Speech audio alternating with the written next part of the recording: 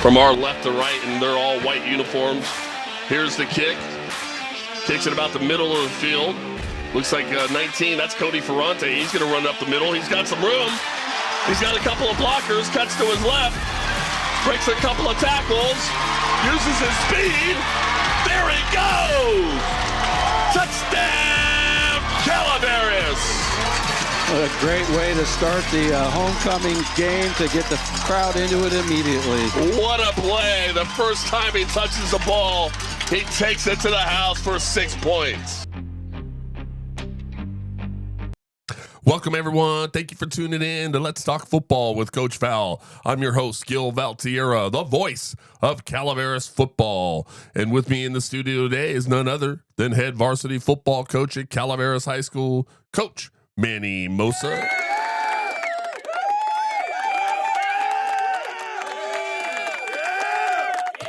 Coach, happy Thanksgiving. Happy Thanksgiving. You know, normally we go game day and you know, Friday mornings, all that stuff. But we have a kickoff on Friday morning, a very rare kickoff, 9 a.m. kickoff Friday morning. And so instead, we're going on Thanksgiving Day, the day before. Hopefully, if you're listening to this, you're already on your way to the game nice and early, got your Starbucks ready, got your cowbells ready. You're all just fired up and ready to go to the football game. Calaveras, of course, headed out to Sacramento City College. Hughes Field is what they call it for Friday, the 28th of November for the CIF Sac-Joaquin Section Division 7 football championship. How you feeling, Coach? Feeling good. Team ready? They're ready. Excellent. I think everybody's ready. Just let's go. Let's go. We're fired up. Hey, we always start off with the results from last week, and we're getting at that time of year, Coach, where one Calaveras team played last week, and that was you guys. So the high school varsity Redhawks beat Denair 41-0 to punch their ticket to the section title game tomorrow on the 28th at Sac City. Some stats around that game. Cohen Curran, the quarterback, 5 for 8 passing for 116 yards and 2 touchdowns. Great stat line for him. And then he was 2 carries for 4 yards and a rushing touchdown. Great job, Cohen. Enrique Hernandez, 18 carries, 176 yards rushing and 2 touchdowns. Austin Locke, 1 carry for 8 yards rushing. Ryan Clifton, 3 carries for 97 yards receiving. We'll talk a little bit about that in a minute. That was receiving, 97 yards receiving and a touchdown. He carried the ball 5 times for 28 yards and also had a rushing touchdown. Colton Ray had 1 reception for a yard and 6 carries for 24 yards rushing. And Ellis had 1 carry for 47 yards and a rushing and a touchdown. And then Owen Shahan, 2 carries for 2 yards rushing. And Landon Patrick had 1 reception for 18 yards, which was a touchdown. Some team stats. Calaveras had 285 yards rushing. Denair only 12. Calaveras had 116 yards passing. Denair only 66. No turnovers for Calaveras. 1 turnover for Denair. Penalties, Calaveras had 10 for 85 yards. Denair, 5 for 55 yards. Those stats are courtesy of Guy Dossie from the Calaveras Enterprise and the CalaverasEnterprise.com. Coach, some comments around those individual stats and team stats and the overall Denair game altogether. Yeah, I felt like as a team, we couldn't have played a better game to get ourselves into the section title game. We felt Denair was felt like they were a very good team, and we talked to the players all week long about number 1 seed does not matter. It does not matter what your seeding is in these playoffs. Linden proves that, right? Number 7 being in there, so that's true. So you got to prepare well no matter who you're playing, and you got to make sure they don't take the game from you. And I felt like our guys did well. They prepared well. They executed fairly well during the game. Cohen's passing, good numbers. He's always capable of doing that. We didn't do anything that we haven't ran before. Things clicked a little bit in certain plays there. we kind of took what the defense was giving us a couple of times, and like one of them, Ryan, just made a great play. Yeah, let's talk about that. He opened up the scoring with just 8:01 in the first quarter. Owen threw a small little kind of bubble screen. It was a great call, if you ask me, Coach, because I think it was like 3rd and 6. He did a little play action like he was getting hand off to Enrique in between the tackles. And of course, Enrique is known for, I could pick up 6 yards, no problem. So those linebackers kind of had to stay still for a second and honor that. And then immediately Owen kind of hit Ryan Clifton out on the edge on a little bubble screen. Probably wasn't more than a 10-yard pass and catch, but then Ryan hit the edge, turned on the speed, and turned it into a 76-yard touchdown reception. Calaveras throughout the season mostly been known for power running, a little bit of play action, but you opened up the game right in the first quarter with that nice play action pass, 76-yard touchdown. Is that something that you guys worked on during the week and kind of adding to your toolbox, so to speak? It's something we've been working on for a while. We finally got the look we wanted. I thought the guys executed the play very well. You know how our plays work. They're not personnel driven. They're system. And like I said, we seen what Denaire was going to give us, or we felt like we knew what they were going to give us, and so that was worked out to be a good play at the right time there. But ultimately, at this point in the year, you're not really running anything new. Most of this stuff that we're running, if you haven't seen it before, it's just because we haven't had a chance to run it in a game, right, or whatnot. But so you've had it in, you just haven't exactly, had a chance to use it. Exactly. Putting new plays in at this time, I don't think is the smartest thing to do. But yeah, and look, I'm not surprised. Cohen throws the ball very well. He always has. We've always known it.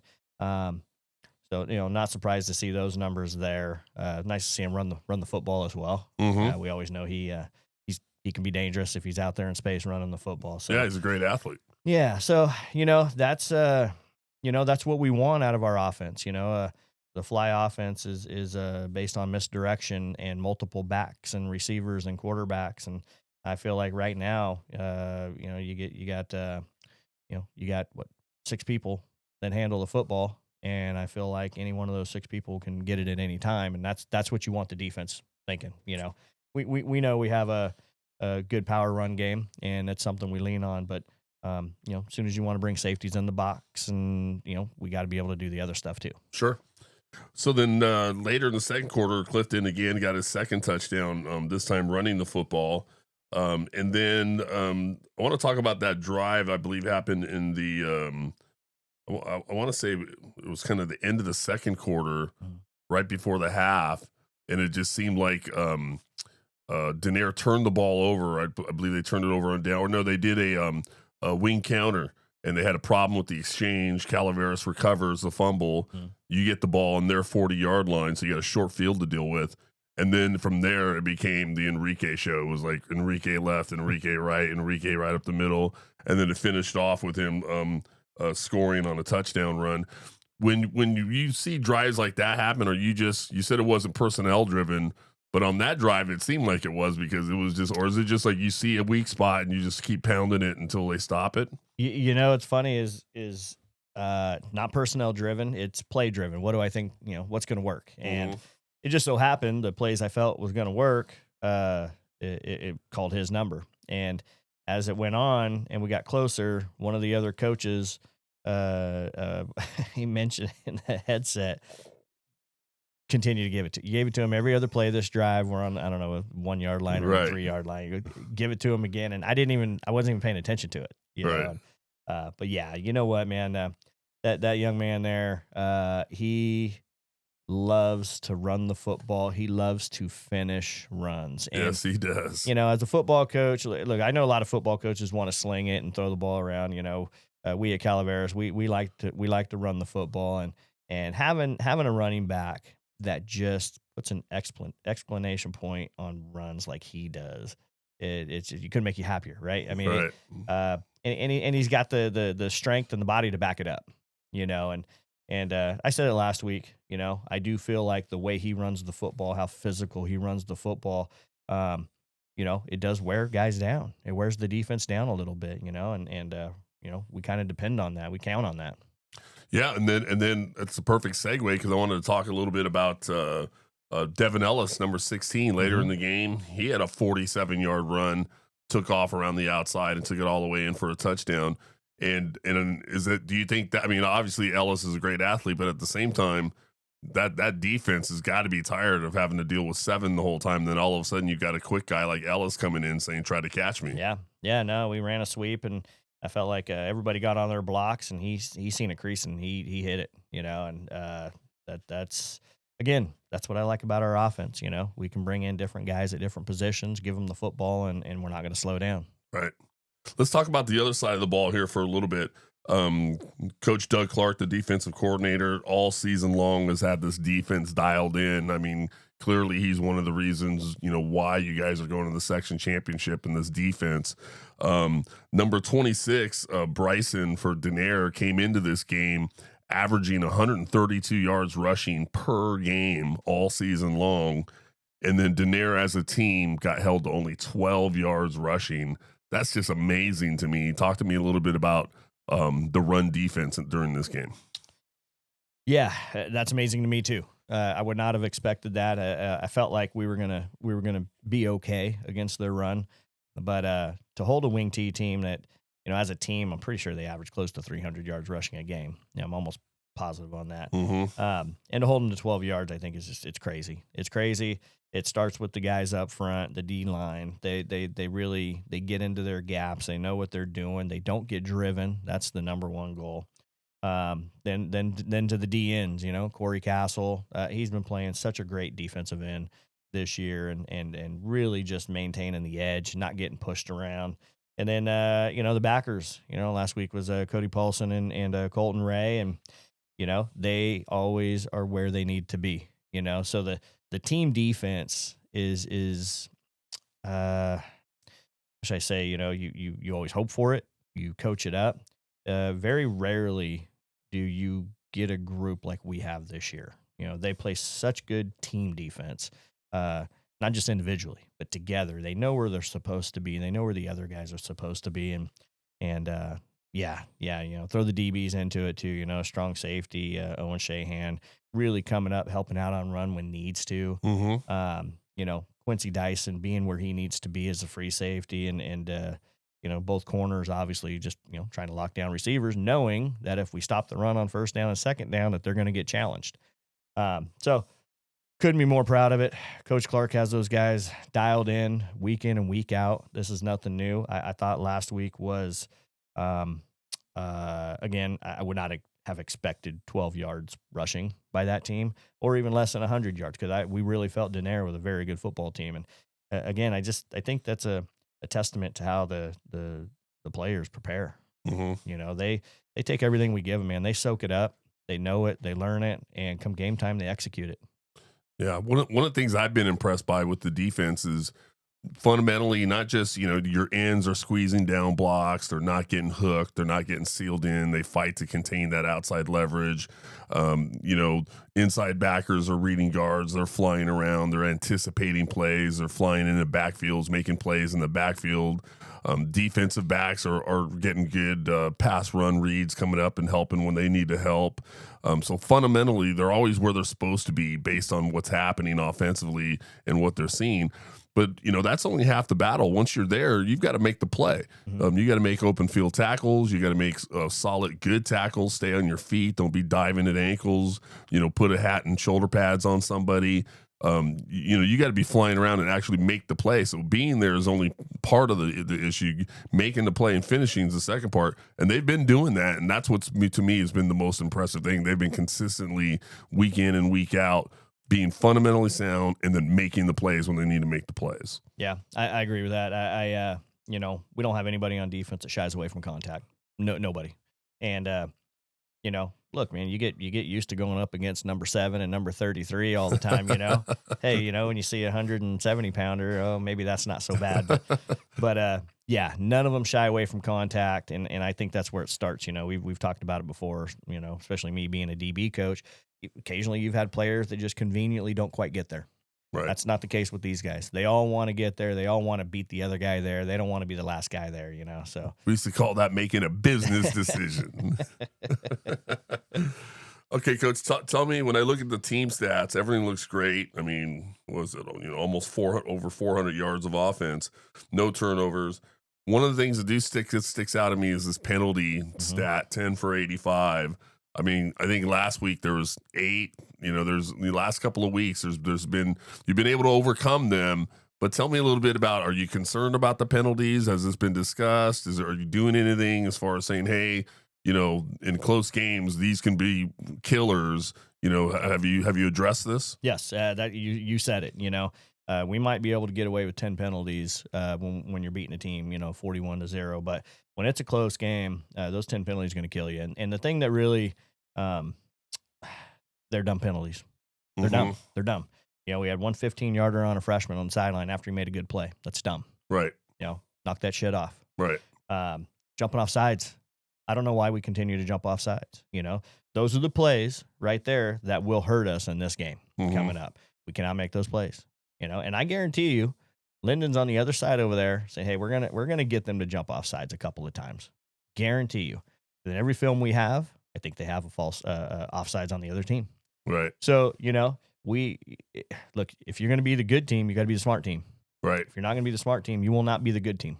It's real simple, and you kind of got me fired up with the penalties there, So yes, of course we see it, we understand it, us coaches, and we can't have that. Right. We can't have it. Like, you understand that some penalties are going to happen. You're going to have a few, but the stupid penalties, the ones that you correct with your brain, right, those can't happen. Yeah, we'll get into a little bit of that more later when we talk about more stuff. Well, I mean, bottom line, 41-0 in a semifinal game. That's impressive. I mean, that had to send a message to everybody in the section, going, whoa, the championship on the line. Most teams don't go into a game knowing if you get a win, you're going to the section championship and lose 41-0. So that clearly showed Calaveras was fired up and ready for that football game. So what I'm going to do now, Coach, is I had the opportunity to talk with Coach Ramos, the head coach over at Linden High School, a few of his players, and then a few of the Calaveras players in anticipation of this section championship football game. Let's listen in on what these gentlemen had to say. All right, so I'm with number 3, Shane Carter. Shane, what position you play for Linden? Free safety. Okay, free safety. And got a couple questions, Shane. The fact that the championship game is being played on Thanksgiving week, does that make it harder to prepare for, or does it make a difference to you? I think it makes it a little harder because we're all on break and we got to get here a little earlier. Right. But we still put in that work. Okay. And does having to play Calaveras in this championship game make it different than if you were playing some other team that you're not familiar with? Yeah, a little, because we know what they're about. But so it just makes it a little bit different, or yeah. Okay. And then what do you think is going to be like the key for Linden to come out of here with the victory? Stop the running game. Stop the running game? Yeah. Okay. All right. And then are you pretty fired up? I mean, it's been a while since Linden has gone to a section championship. Oh, yeah. I'm ready to play for sure. All right. Well, hey, I wish you the best of luck on Friday. Thank you. All right, you bet. With number 50, Hunter Rodriguez, right? Yeah. And defensive end, and where else? Defensive end and left tackle. Left tackle, right. Hunter, is it the fact that you're playing the championship game during Thanksgiving week, does that make it harder, or does it really even matter to you? I think it makes it easier. My dad always told me practicing during Thanksgiving is a good thing. So I think that just makes it all much sweeter. I agree. I always felt like if I'm practicing on Thanksgiving, that was a good season, right? Mm-hmm. Excellent. So does having to play Calaveras in the championship game make it different than if you were playing just some other team that you didn't know that well? Not really. I feel like it's just another game day. We got to go out there and do our job, and that's what we're going to do. Gotcha. Excellent.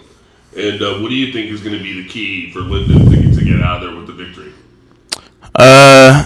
We just got to be disciplined, got to know our assignment, and we got to execute. All right. Well, you heard it, Hunter Rodriguez. Best of luck on Friday. Thank you. All right. And corner 4. Okay. All right, so I'm with number 4, Carson Shea from Linden High School. He plays cornerback for the team. Carson, the fact that the championship game is being played on Thanksgiving week, does that make it harder to prepare for, or does it make a difference to you? I think it makes it a little easier because we're on break, and we just have more time to prepare. Okay. And does having to play Calaveras in this championship game make it different than if you were playing some other team that you're not familiar with? It makes it a little different because we already know what they're about, and we know it's coming. So. Okay. And what do you think is going to be the key for Linden? If you thought in your mind, hey, we got to make sure we take care of fill in the blank to get a W, what do you think that's going to be for your team? I think we just all got to do our job and just leave everything on the field. All right. Well, you heard it. Wish you the best of luck on Friday, and have fun out there, guys. Thank you. All right, thank you. All right, so I'm with head varsity football coach at Linden High School, Coach Adrian Ramos. Coach, you finished the season 6-4. You got the number 7 seed in the playoffs. I felt like your team was a much better team than the number 7 seed showed. Clearly, your team's proven that by beating the number 2 and number 3 seed en route to the section title game. What were your thoughts at the end of the season? Did you feel slighted? Did you feel like you had something to prove? Yeah, we knew we were a lot better than the 7 seed. But looking at the bracket, it kind of laid out, and we were okay with the 7 seed. We knew we were going to be on the road for 3 games in a row. We liked our matchups against Stone Ridge, and then we were real excited for the opportunity to go up there to Tuolumne and beat Somerville. Well, so yeah, especially because they came here on Halloween night. Yeah, the guys were real confident about that one. But we knew we had to focus up, get through Stone Ridge. We got our shot at Somerville, and got the job done. And now we get to play Calaveras again. So we're excited for that. Excellent. It's perfect segue. It's funny you mentioned playing Calaveras again. My next question is around that. It says last month you played Calaveras near the end of the regular season, and it didn't go your way. Is that a game? Is something that you talk about with your team going into this championship game, or is it more like, hey, this is a fresh game and you kind of disregard the last game altogether? Yeah. So going into Calaveras, we knew how good they were, but we weren't prepared physically for that game. We made a couple mistakes, and a good team like that, you can't do that, and it gets sideways quick. Sure. But we've definitely, the day after that game, we changed everything we do to prepare us for the second shot at it. So excellent. I think the boys are ready now. All right. Outside looking in, when people look at both Calaveras, they look at Linden.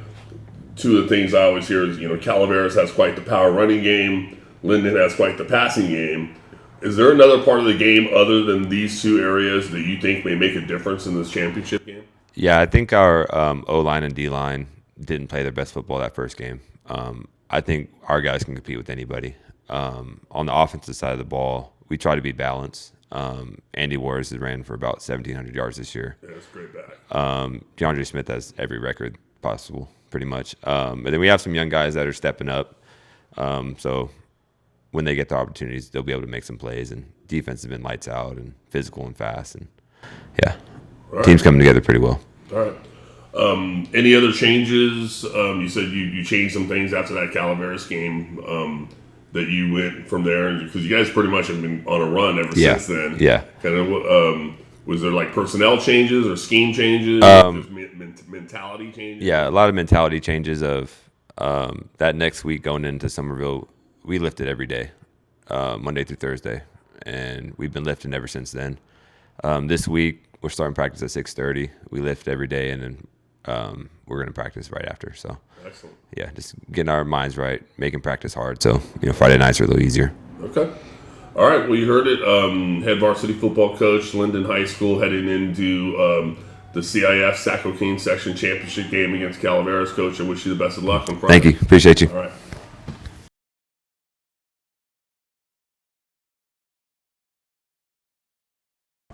All right, I'm with number 55, Buddy Kavanaugh, Calaveras center, defensive line.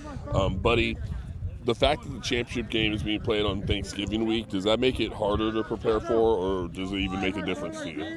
I don't think it makes a difference for us. We practice the same, we play the same, prepare the same. I don't think it would make a difference. Okay. And then does having to play Linden in the championship game make it different than if you were playing some other team that you're not familiar with? I don't think it makes a difference. I think playing Linden just gives us more fire, more will to keep pushing ourselves and just to go out there and smack them. Okay. And have you guys talked about like the first time you played them about a month ago and you beat them pretty handily?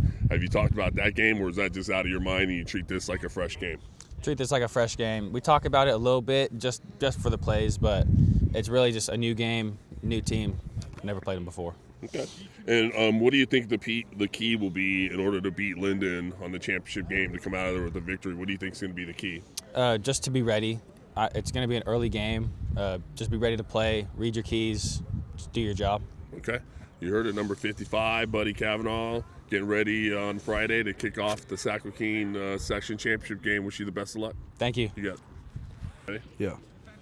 All right, I'm with number 7, running back, defensive back, defensive lineman, all over the place on defense, Enrique Hernandez. How you doing? I'm doing good. How are you? Good.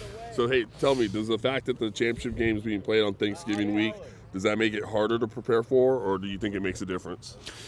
I mean, obviously, bellies are full going into game day, but it's just extra fuel, Just thankful to be playing.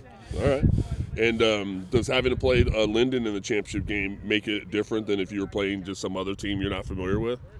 No, absolutely not. I mean, we take every team we play pretty heavily. We prepare well.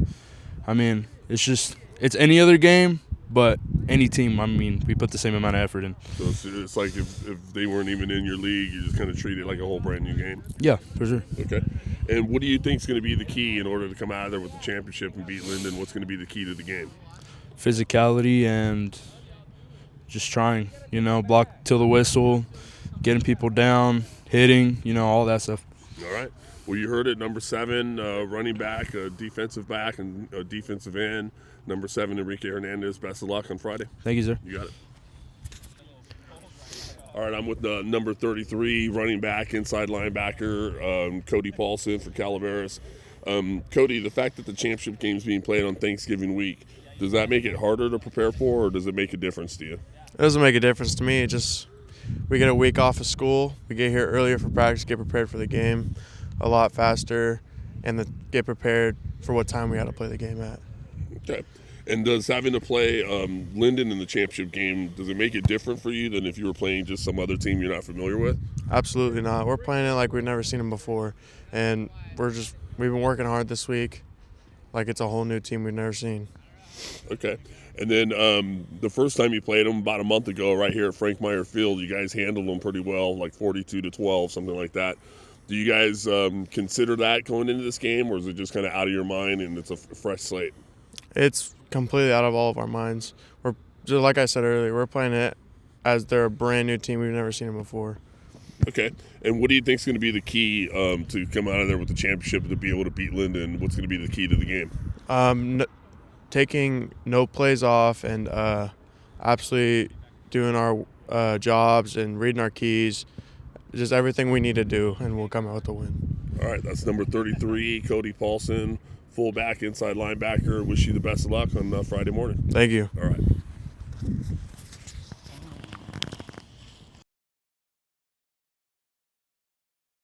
All right, welcome back, everyone. At this time, I want to say a big thank you to the KVGC Radio quarter sponsors, MRM Stone, Harley Davidson of Sacramento, Treats General Store, and the Paver Company. Let's hear a word from them, and we'll be right back.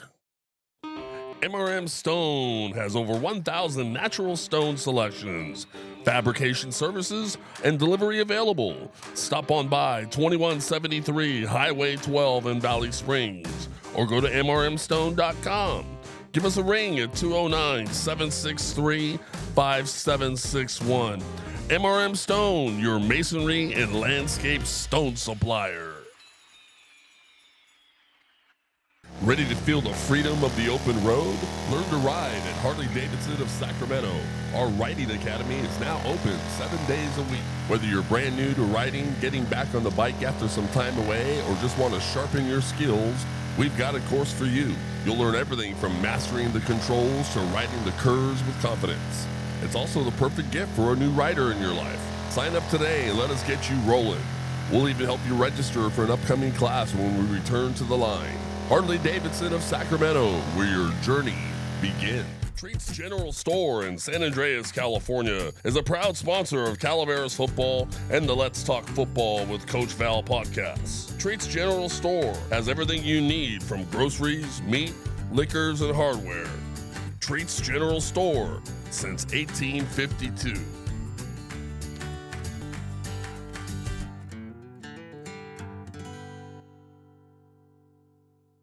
Attention football fans and backyard dreamers. Game day is better when your home turf is just as impressive as the one on the field. The Paver Company is here to turn your yard into the ultimate outdoor paradise. Perfect for barbecues, watch parties, and relaxing evenings. Locally owned and family operated by the Biondi family, we bring championship level craftsmanship and a personal touch to every project. Make your yard the one everyone talks about. Visit thepavercompany.com or call 916-222-8844 to schedule your consultation. Let's turn your backyard dreams into reality with the Paver Company. All right, welcome back, everybody. This next segment we call From Around the League, and not a whole lot left. We're whittling them down every week. Number 7 seed Linden went up to Tuolumne and upset number 3 Somerville 27-21. And so that creates the Linden versus Calaveras matchup on tomorrow, Friday the 28th, 9 a.m. kickoff at Sacramento City College. It's called Hughes Field, 9 a.m. kickoff. And then, of course, the number 1 seed Calaveras beat the number 5 seed Denair Coyotes 41-0. And, of course, Calaveras will be at that Calaveras Linden 9 a.m. at Hughes Field. Other games in the area. Number 3, Ripon Christian beats number 2, Liberty Ranch 52-49. What a game that was. So Ripon Christian will head to the section title game versus Sonora. That game is scheduled for Saturday the 29th at 12:30 p.m. And then Sonora, of course, beat number 5 Bradshaw Christian 48-22. And they're the number 1 seed. They'll play Ripon Christian for the Division 6 section title game. Coach, any comments around these games? Yeah, Ripon Christian beating Liberty Ranch, that's a big win. Liberty Ranch is a very good football team, big up front, run the football. I think that's a great win for Ripon Christian. 42-49. That's got to be. There's just so many points. Yeah, 52-49. And what gets me though is you do such a great win in a semifinal game, and then you get rewarded with having to play Sonora again. Well, if you want to be the best, you got to be the best. Right now, Sonora is the best in that D6 bracket, no question, man. I think. Look, we've talked about it before. Beating a team a second time is tough. Mm-hmm. Look, Sonora, they're the number 1 seed for a reason. They are a real good football team. Nobody this year's been able to stop them. No one's been able to stop their offense. So it's a tall task for Ripon Christian, but you know what? I think coming in for the second time after a loss, a couple weeks ago, really, might not be a bad gig for them. So. Yeah, so that should be exciting section championship week over at Sacramento City College. I do want to talk a little bit now about this caravan, Coach, because everyone's got to be thinking, okay, 9 a.m. kickoff, Sac City College. What are we doing? I've seen something on social media. There's some stuff going around that there's going to be a caravan starting in San Andreas and then picking up in Valley Springs. Talk to us a little bit about that. Yeah, the Calaveras convoy. All right. I like it. No bus for the kids this week. Obviously school's out, and so obviously, we have to get the players there. We want the players there by 7:00. So we want to make sure we round the players up before we head that way. And we figured it'd be kind of a cool deal to let the community kind of chip in and just have one big convoy heading down to Hughes Field there. So yeah, it's obviously not. It's just something kind of cool. We thought we're heading that way with the players and coaches and. So what time? What time is the first spot? What time we meeting? They're San Andreas at the high school in the parking lot there. It's going to leave there at 5:30. Should make it to Valley Springs, the Marvell Roundtable parking lot right there, and leaving that area there at 5:45, and should make it down to Sac City College at 7:00. All right. Bring your cowbells. Yeah. Bring your enthusiasm. Get yourself some caffeine. There's a Starbucks around the corner there. Just don't stand in front of Coach Val and order one of them crazy drinks when I'm trying to get my coffee. Yeah, no, I think it'd be cool. Something that it kind of reminds me of is Friday Night Lights. Odessa Permian, they're going into the playoffs there and they're traveling wherever and got all the old cars, following each other and stuff. I don't know. I always thought that was kind of cool. Yeah, I mean, small community get together, and then all of a sudden there's just everyone's going, man, look at all these cars at this early the day after Thanksgiving. What the heck's going on? Well, and we've talked about it before, high school and our youth program. Calaveras football travels well. Yeah. They travel well. For a small community, man, we travel well. A lot of support. A lot of people go to these games and support the players. And, yeah, man, we're in a good situation here. Ben, I don't think it gets much better than that. It's like, okay, bundle up, bring your blanket, bring your cowbell, it's your hot cocoa, your warm beverage, championship football, outdoors. I mean, this is the kind of stuff you can't even write a script that's better than this kind of time of year to go play championship football games. I'm fired up. All right, let's talk a little bit now about next level action. Delta lost to Siskiyous 42-7, and I believe Delta is done for the season. They finished off 5-6 overall. A big turnaround from last year's 0-11 campaign. So congratulations to Coach Gary Barlow and getting things turned around over there. I'm sure at 5-6 he still wants to try to improve upon that, but from coming back from 0-11 to finish off 5-6. They did a good job over there down there in Stockton, the Delta Mustangs. Modesto Junior College is in the 3C 2A Northern California Regional Playoffs. They will be at home on Saturday the 29th, 1 p.m. kickoff. Diablo Valley College comes in to play them in round 1 of the playoffs. So good luck to the Modesto Junior College Pirates there in the first round of the playoffs games. So far, MJC is 8-2 on the season. They were 9-3 last year, so they've been doing pretty good these past couple of years. Sierra College lost to Butte the last time they played, 24-21. I believe they are done for the season. There was nothing on their website showing any other football games. They finished off 4-6 on the season. So we'll good luck to them for next season. UC Davis beats Sac State 31-27 in the Causeway Classic. And so again, I always said UC Davis I thought was the better football team, but the close football game again, just like last year, 31-27, it was close. This week UC Davis is on a bye, and they will be the number 8 seed into the Division I FCS bracket, and they will play the winner of Central Connecticut and Rhode Island. So far this year, UC Davis is 8-3, so they'll sit back this week and wait to see who wins that game to know who they're going to be playing next Saturday. And then, of course, Sac State loses to UC Davis 31-27.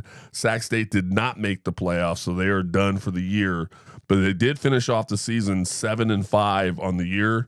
Big turnaround from last year's 3-9 campaign, so nice improvement. Congratulations to Coach Brendan Marion in the Sac State program down there. Cal, man, after last week, we talked about the history of the Axe, and I got to tell you, Coach Matt Brock sent me a picture, And it was that stare down of the 2-minute warning when the Cal and Stanford students are there meeting at the 50-yard line, and they kind of do that stare down. Mm-hmm. And I looked at it and I saw all these just grimaces on those Cal students' faces, and I knew immediately, oh no. So the 4-year grasp that Cal had on the Axe ended. Cal loses to Stanford 31-10. And I'm going to tell you how big a deal this is. After the game, Justin Wilcox, the head coach, I'll do the old Trump, fired. Oh, really? He was fired. Oh. After that. You don't lose to Stanford 31-10 and think you're going to keep your job in them parts. Man. They take that game pretty serious down there. So, yeah, Justin Wilcox, after 9 years as the Cal head coach, he is gone. We'll see what happens, and who they end up hiring for next season. But they did lose that game. They ended up 6-5 on the season, so one game over 500. They do have one more game left. Number 25 ranked SMU will come into Cal on November 29th at 5 p.m. or 5 p.m. kickoff. So SMU at Cal. Coach, any comments around any of those next level games? Well, your previous statements would tell me that Central Connecticut is going to lose. That's a good point. So that's a very good it point. Looks like UC Davis is going to be playing Rhode Island. I like this. I like where you're going with this. I'm smelling what you're cooking. Oh man, I tell you. Hey, yeah, it's kind of funny how these games, everything's coming to an end. High school football, college football. But we can't talk about anything coming to an end until we talk about the game. Okay. The Michigan-Ohio State game happening. Okay. Where's it at this year? It's the second biggest game going on this weekend in Calaveras land. Right. Are they where are they at? They're at the Big House. Okay. At the Big House, yeah. I'm not sure Michigan can hold on for a fifth time. Yeah. I'm going for them. I'm rooting for them. They got their number, but Ohio State's pretty good. But you never know in these games, right? It's like, hey, they're really good. They're ranked. This team, it's not their year. But then when they get to that one game that they're supposed to, hey, this is the game. Yeah. They play better. Last year, Michigan was 6-5. They went into Ohio State, the number 1 seed, and beat them. It's weird, man. It's weird. Michigan's playing for a playoff spot here. I'll tell you what, Justin Wilcox, the once upon a time head coach at Cal, is probably telling the Michigan coach, hey, you better win this damn game, man. Take it from me, win the football game, find a way. Man. All right, coach. So let's move on into what we call this week at practice. Let's talk a little bit more about what we got going on this week. Obviously, you're going to since the first time since 2010, Calaveras is going to go play for a section championship game. And I was thinking, and I was on the sideline with you that day, by the way, if you remember back in 2010, CIF Sac Joaquin section title game. And I thought to myself, I was getting a little nostalgic and said, how long has the Sac Joaquin section been around in the CIF? And so I looked it up. So I got a little bit of history here of the Sac Joaquin section. So indulge me for a second here. The history of the CIF Sac Joaquin section. The Sac Joaquin section came into being as a result of the division of the old northern section of the CIF into two sections, the northern section and the Sac Joaquin section. Agitation for the formation of the new section was started by the principals of the old Central High School Athletic League in 1941. The principals felt that northern section, as then constituted, was too large for efficient operation. By agreement with the State Federated Council of the CIF and the Board of Managers of the Northern Section, the section was organized in March 1942 and started to function in September of 1942. Coach Joe Debley of Turlock High School suggested the name Sac Joaquin for the new section. This suggestion was approved. A committee comprised of Mr. Scholl, principal of Modesto High School, Mr. Ellis, principal of Stockton High School, and Mr. Murphy, principal of Sacramento High School, worked on the organization of the section, and this group was asked to continue its service and write a constitution. This committee did. It recommended a constitution that was adopted in September of 1944. The section is a member of the California Interscholastic Federation, which is a member of the National Federation of State High School Associations, organized in May of 1920. The CIF Sac-Joaquin section has only had 4 commissioners: James Cave from 1942 to 1968, Clark C. Coover from 1968 to 1993, Peter J. Sacco, that's the one I remember. Yep. Mr. Sacco, 1993 to 2014, and then the current one, Michael S. Garrison, from 2014 to present. The Sac-Joaquin section governs interscholastic athletics, promoting equity, quality, character, and academic development. In high school athletic competitions, the idea of victory with honors still carries meaning, and it is the ideal that drives everything we do. We strengthen the integrity of the students and adults across the state by promoting sportsmanship, honesty, and quality academics. That means fostering the highest principles of character, trustworthiness, respect, responsibility, fairness, caring, and good citizenship. The Sac-Joaquin section is a nonprofit California corporation owned and operated by its member schools. The Sac-Joaquin section does not receive any direct financial support from the state or federal government, taxes or lottery, etc. Dues paid by the Sac-Joaquin section member schools account for the Sac-Joaquin section's annual budget. Marketing sponsorships, merchandise sales, and investments help offset general operating costs. All net proceeds from the championship events go back to the school sites at the end of each fiscal year. The amount received by the school sites varies according to the number of sports offered by the specific athletic program. Program success is not a variable. Some interesting factoids on the section. The Sac-Joaquin section by the numbers. They are the second largest section in the state. Only the southern section is bigger. So they even outgrew where they came from, the northern section. They have 25 leagues, 206 schools, and they're covering more than 14,500 square miles of California, reaching 225,000 students. That is the history of the Sac-Joaquin section. When I read through all of that, I was most what stuck out to me, Coach, was only 4 commissioners since 1942. Man, that's impressive. Stability. Yeah. Yeah, that's pretty cool. Yeah, that's impressive.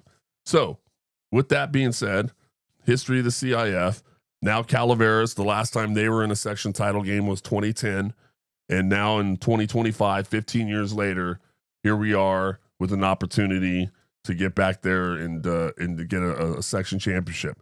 Talk to us, Coach, about how this week in practice went, the feeling with the students, you know, their excitement, their level of excitement, their intensity at practice, and then of course facing a team that not exactly a stranger to them. Right. Yeah. And you know, and a team that we share a county line with, you know, they're not far away. Right. You know.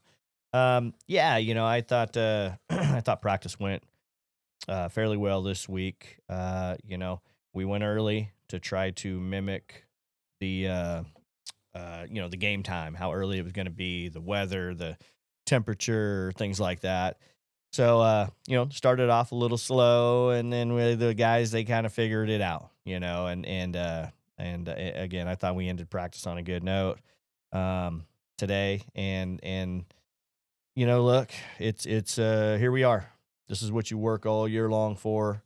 We're here. Look, own it, own the moment. Moment's not too big for you. You've been working for this, you know. You know, we've been trying to, you know, telling the guys things like that, and you know, you gotta believe it. You know, look, we're gonna do the things that got us here. We ask you guys to do the things that got you here. You know, which is play hard, prepare well, play physical.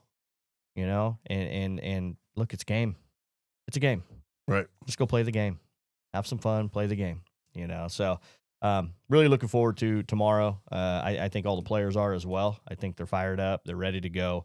You know, all year long, I felt like they've really impressed us coaches with how well they prepare and how well they come out and perform on Fridays. So, yeah, different venue, we're even though we're the home team, we're away, uh, early game, all those things that factor into it. But guess what? The other team has to deal with it too. Right.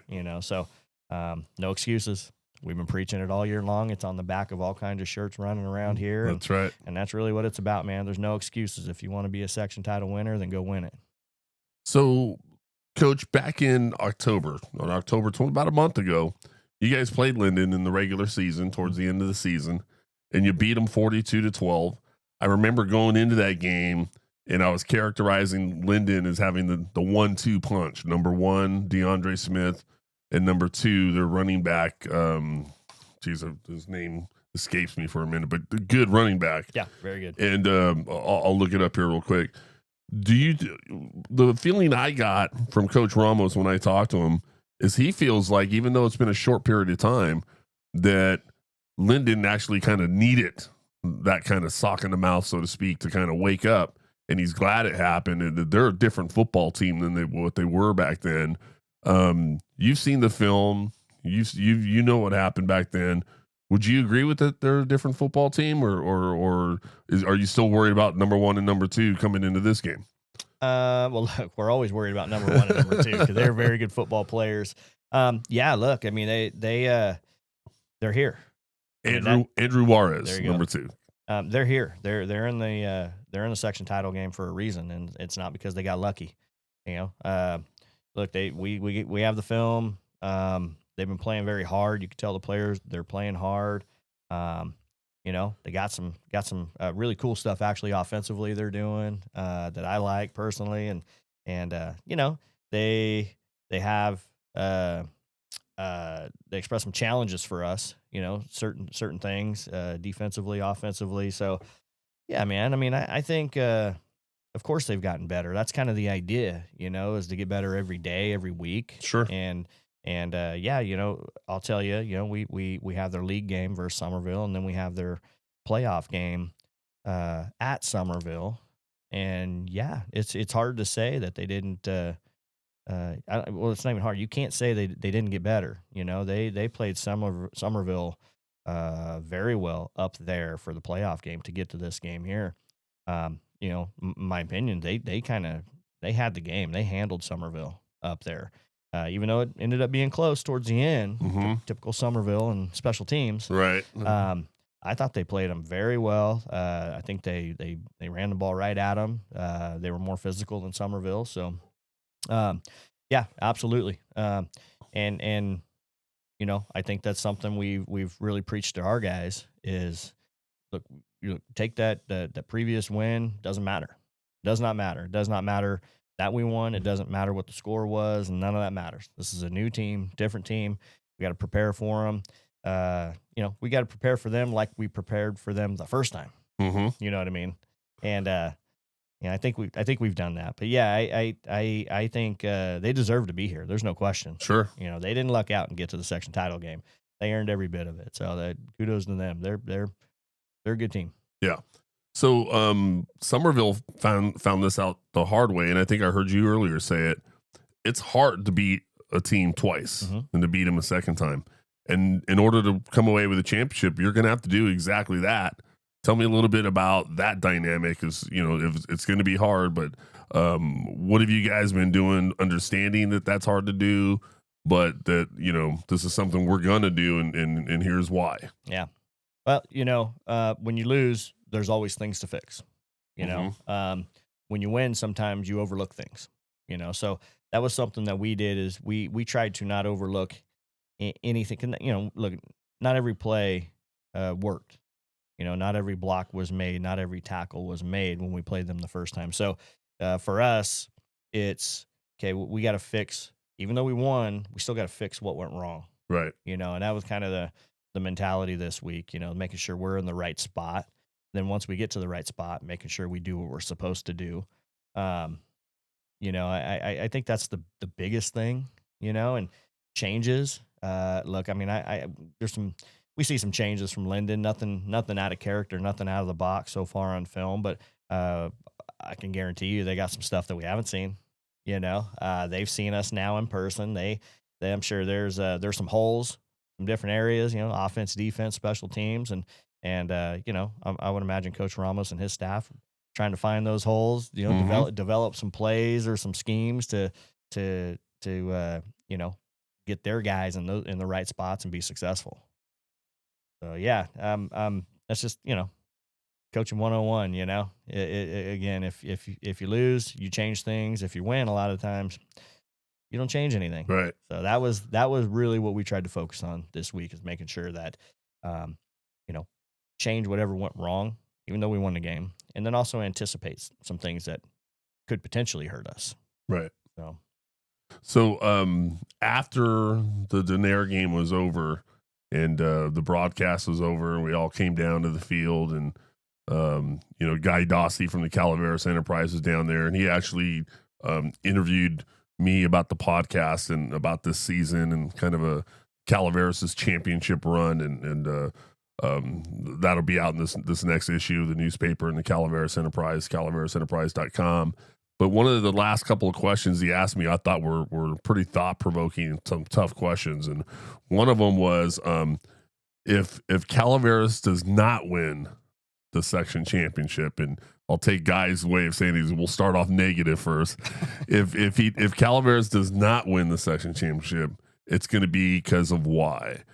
And my answer to that, Coach, was it'll be because of those intangibles that are hard to plan for. So like the penalties at the inopportune time, or turnovers, or big special teams plays, those things that are real difficult to nobody wants those things, but they happen sometimes in football games, and they're really hard to plan for. So those intangibles like penalties, big special teams plays, those types of things, that could derail Calaveras' chances for a championship.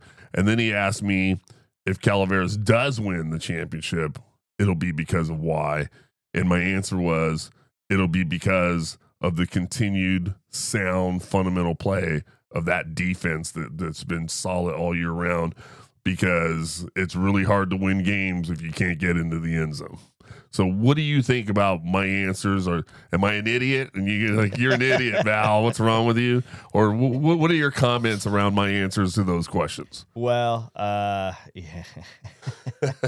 And don't just say I'm an idiot because it's fun to say. No, I wouldn't say that. Not in front of you, at least.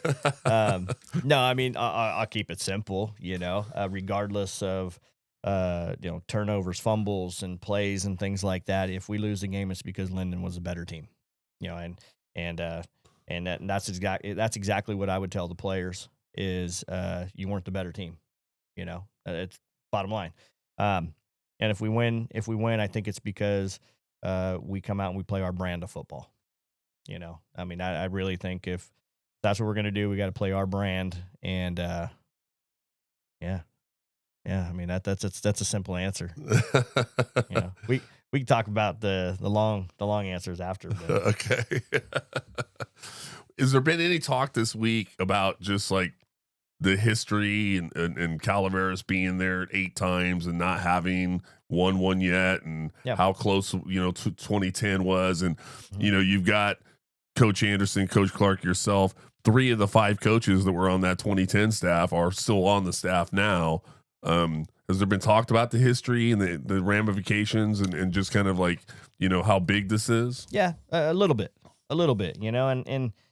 and look, it's, we were part, I coached in one and I played in one, Anderson, same. I think he coached in 2 of them, but it's not a curse, Right. Just, our section title appearances are so spread out. It's a coincidence. It's just what happens. The teams just didn't get it done.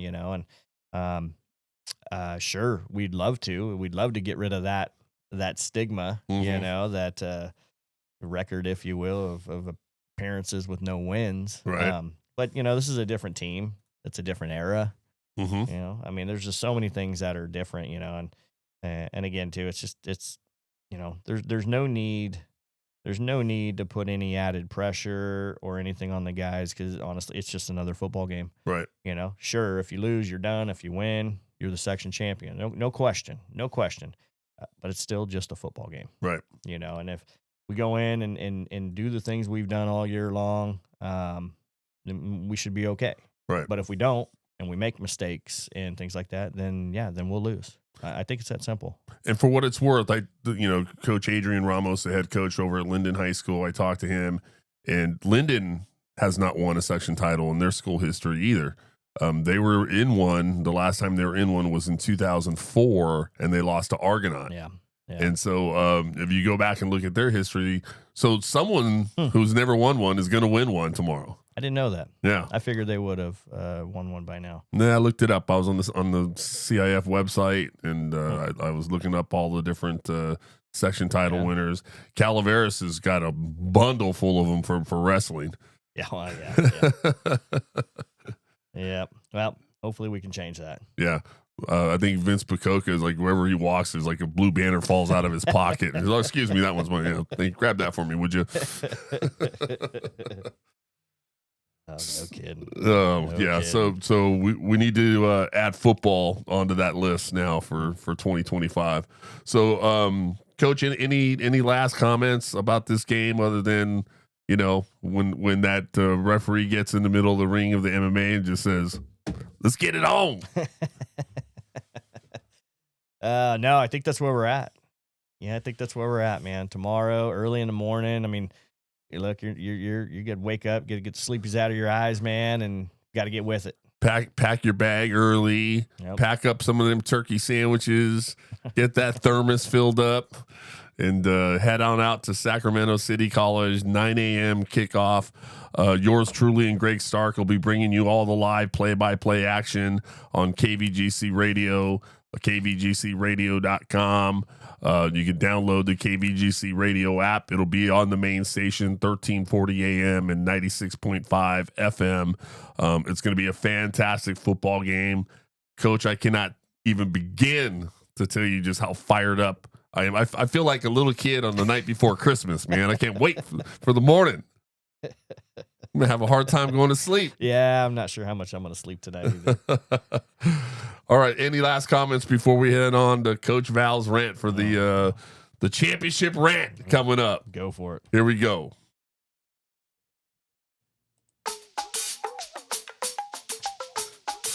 All right, folks. If you're not fired up by now, you might want to go check your pulse. Breathe on a mirror. See if it fogs up. Go see a doctor. Grab some coffee because the rest of us are wide awake. You better check your settings. Your excitement mode might be turned off. Come hang out with Coach Val because I'm climbing the walls and we haven't even kicked off yet. Slap yourself in the face. Wake your ass up. We got a game to play. These are the games where heartbeats quicken and legends get made. I'm telling you, a season's worth of work all comes down to this. This isn't just another game on the schedule. It's been 15 years since Calaveras has been in a section title game. Championships aren't given. They are taken. Grab your friends. Grab your family. Bring your voice. Bring your passion. This is it. When those boys run out of that tunnel, they're gonna know they aren't just playing for their school. They're playing for a community that believes in them. 2025 CIF Sac Joaquin Section Division 7 Championship Football Game. Hughes Field, Sacramento City College. Friday, November 28th, 9 a.m. kickoff. Get a part of that convoy. Get yourself there. Calaveras football. Let's go.